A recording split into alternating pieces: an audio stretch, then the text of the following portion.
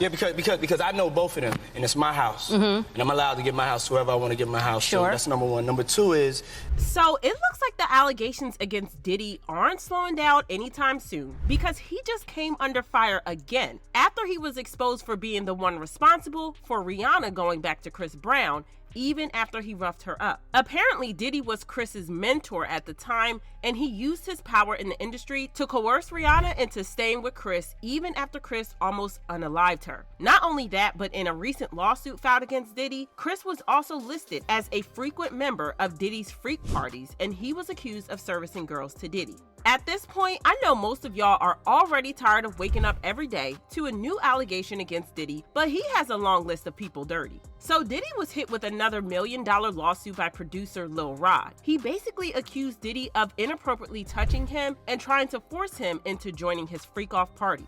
Diddy reportedly even went as far as putting substances in Lil Rod's drinks. Lil Rod also name-dropped Diddy's sons, Justin and Christian Combs, as well as Young Miami. He said he saw Justin, Christian, and Diddy getting freaky with some girls that Young Miami had brought to the party. He even attached photos of Diddy and his sons. As if that wasn't bad enough, Diddy allegedly also told Lil Rod that Meek Mill and Usher were his boy toys, and even recalled the time he made Stevie J do the nasty with him in exchange for a Grammy. But the story gets even messier from here, because further down in the lawsuit, Lil Rodney also name-dropped Chris Brown. Chris was implicated in the lawsuit, alluding to his past relationship with Rihanna and suggesting involvement with girls and ex-workers. He didn't explicitly mention Chris Brown's name, but he gave a description that made it very easy for us to know who he is talking about. The lawsuit described Chris as a Grammy Award-winning R&B singer who had trouble with law enforcement after assaulting a Bajan billionaire. Rihanna is in fact a Bajan billionaire, and Chris did in fact get in trouble with law enforcement after he literally put his hands on her and left her face severely damaged. Once all of this came out, people started doing some digging, and that's when they found out that Diddy actually had something to do with that incident as well. Chris was very close to Diddy when he first blew up in the industry, so he was heavily influenced by Diddy. And knowing the things we know about Diddy now, it's safe to assume that anyone who is heavily influenced by him is probably a walking red flag. Unfortunately for Rihanna, she didn't know that when she first started dating Chris, and ended up going through the most traumatic event of her life. Back in 2009, Rihanna and Chris Brown got into a nasty altercation in Chris's car after they had a massive argument. In the official police report, it stated that Chris put his hands on Rihanna repeatedly in the face and arm, all while maneuvering their rental down the street. When the car stopped, he put her in a headlock, causing her to slowly lose consciousness as she struggled to break free. The detective who was in charge of the case even went on to say Chris threatened to unalive her. However, before Rihanna could even process everything and gather her thoughts, Diddy got himself involved in everything and started pressuring her to get back with Chris,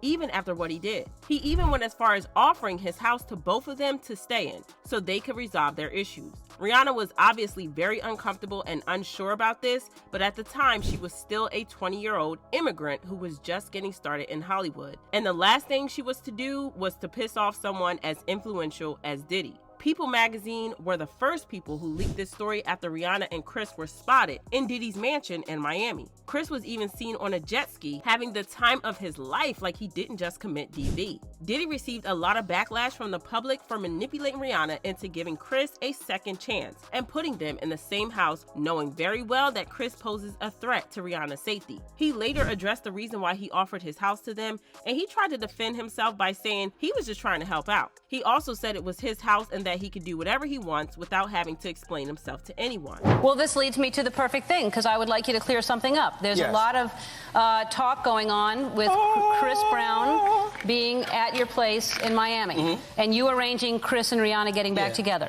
Why would you give Chris, a guy who hit a girl, and he's jet skiing around in your, you know, I don't understand, because, I mean, listen, I was a huge fan of Chris's. I love his music. He's a talented guy, but to hit a girl... Yeah, because I know both of them, and it's my house, and I'm allowed to give my house to whoever I want to give my house to. That's number one. Number two is that I'm the type of person that I don't cast a stone or cast a judgment on anybody. And so if a friend or friends ask me for a favor, then I'm gonna be there for a favor as long as I know that the energy of the favor is positive for two people to sit down and talk about a situation that they're in. I'm not gonna get involved in it. I'm not gonna pass judgment on it. If I could be there as a friend during hard times, then I'm gonna be there as a friend. Right. But I don't know the exact particulars. I didn't get into it. I'm not gonna do this or do that. It's a dark time for them, and I was there more as a support. That was it.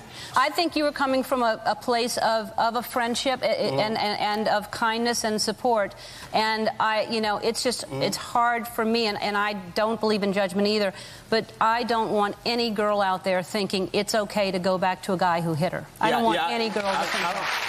At the time, we didn't know why he was so insistent on supporting someone like Chris, but with everything we know now, it makes so much sense. Chris was part of his camp, and that's why he was protecting him. Fortunately, none of that worked because shortly after Rihanna and Chris got back together, she broke up with him again for good and moved on. Child, it's really a crazy world out there in Hollywood, and it's wild how Diddy is involved in literally every despicable thing in the industry. As usual, people had their thoughts about this, like this person who said, Diddy needs to be in prison for what he did and done to others and made accountable for his own responsibility, for his own consequences, of his own reactions towards others who have been affected by him. 50 Cent is making a documentary about surviving P. Diddy, and rest in peace Tupac and Biggie and Kim Porter and Cassie and others, and those who have been affected by Diddy. Another person said, so Diddy F Meek and Usher? Chris Brown and Diddy both went on trips to have freak-offs, aka SA, with immature girls, some being under the age of 14? Shaking my head, this lawsuit is crazy. But now I want to know your thoughts. What do you think about Diddy getting exposed for forcing Rihanna into getting back with Chris? Let me know your thoughts in the comment section below, and don't forget to click here to watch this other messy video.